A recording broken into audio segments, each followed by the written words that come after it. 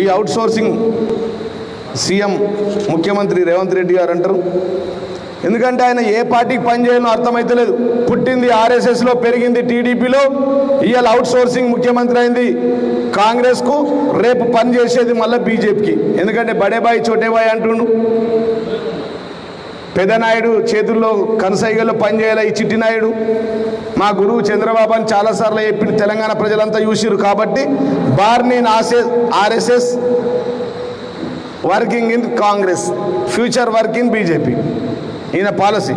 కాబట్టి ప్రజలు చాలా తరాస్కస్తురు. ఈ అవుట్ సోర్సింగ్ సీఎం ముఖ్యమంత్రి రేవంత్ రెడ్డి గారు అంటారు. ఎందుకంటే ఆయన ఏ పార్టీకి పనిచేయాలో అర్థమైతలేదు. పుట్టింది ఆర్ఎస్ఎస్లో, పెరిగింది టీడీపీలో, ఇవాళ అవుట్ సోర్సింగ్ ముఖ్యమంత్రి అయింది కాంగ్రెస్కు, రేపు పని చేసేది మళ్ళీ బీజేపీకి. ఎందుకంటే బడేబాయి చోటేబాయి అంటుండు.